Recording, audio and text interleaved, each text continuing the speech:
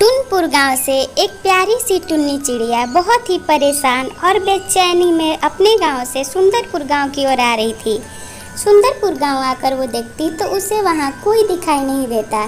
तभी वो अपने प्यारी आवाज़ में गांव वालों को आवाज़ लगाती। रमा अपनी खिड़की से उस प्यारी चिड़िया को देख लेती।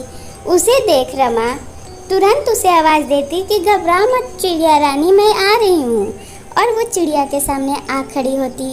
रमा उससे कहती कि क्या हुआ चिड़िया रानी, आप इतनी परेशान क्यों हैं?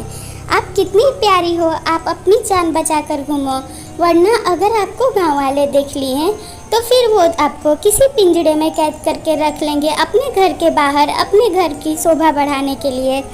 चिड़िया कोई जवाब नहीं देती, बस बड़ी बड़ी आंखें करके रमा को देखते रहती और फिर अजीब अजीब आवाज़ अंदर से निकालती। उसकी आवाज़ सुन रमा घर में भाग जाती और अपने परिवार वालों को बताती। उसके परिवार वाले जब बाहर आते तो उन्हें एक बूढ़ी अम्मा दिखाई देती। बूढ़ी अम्मा उनसे कहती कि देखो बच्चों, मेरी मदद करो, मैं बहुत मजबूरन तुम लोगों के पास आई हूँ। तभी वो लोग उससे पूछते कि आपको कैसी मदद चाहिए, हम लोग मदद करने के लिए तैयार हैं। रमा का परिवार एक ब्राह्मण का परिवार था। उन्हें पूजा पाठ कराने की बहुत अफवाह आया करती थी। वो लोग सारे गांव में पूजा कराते थे। तभी वो बूढ़ी औरत उनसे कहती कि मुझे पता है कि आप लोग पूजा पाठ कराते हो और मेरी भी मदद ज़रूर करेंगे। तभी उनके घर के बड़े कहते हैं कि हाँ बोलिए, मैं ही पंडित हूँ और मैं पूजा कराता हूँ, तो आपको जो भी मदद चाहिए बोलिए, आपको कोई परेशानी है तो। तभी वो बूढ़ी औरत ज़ोर ज़ोर से रोती और अपना डंडा साइड करने लगती। देखते ही देखते वो बेचैनी में एक विधवा चुड़ैल का रूप ले लेती। सफ़ेद साड़ी में देख वो लोग घबरा जाते।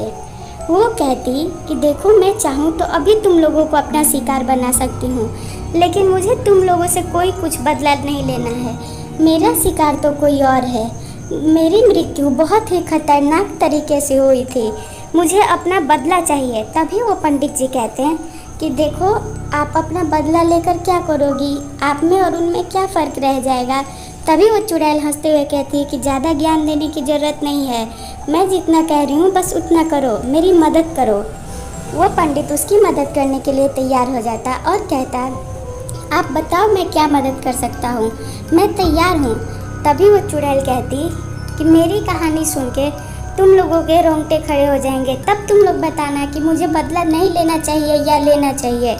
वो लोग तैयार होते हैं उसकी कहानी सुनने के लिए और कहते हैं कि क्या हुआ था आपके साथ, आप बताओ।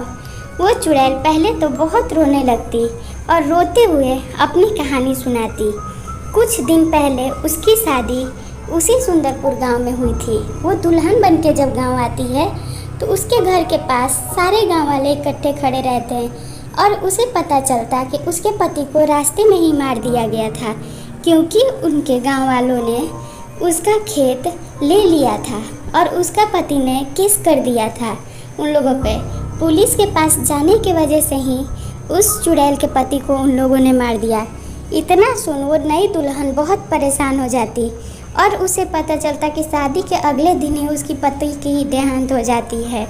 वो बहुत दुखी और रोते हुए घर की ओर जाने लगती, इतना कह के कि आप लोग कभी खुश नहीं रहोगे।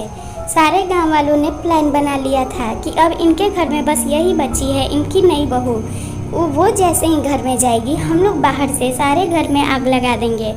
वैसे भी उस दुल्हन को जीने का इच्छा नहीं था, लेकिन उसके मायके वालों ने उसे बहुत समझाया था कि तुम्हें कुछ करने की ज़रूरत नहीं है, कभी भी हमें हार नहीं माननी चाहिए। इतना में गांव वाले इधर जाने का नाटक करते और छिप जाते हैं। दुल्हन जैसे ही घर में जाती तो पूरे घर में आग लग जाती। ये सब सुन पंडित का परिवार उसकी मदद करने को और उसकी आत्मा की शांति कराने का वादा करता और वादा पूरा भी कर देता। वो चुड़ैल को मुक्ति मिल जाती। ऐसी कहानी देखने के लिए चैनल सब्सक्राइब कर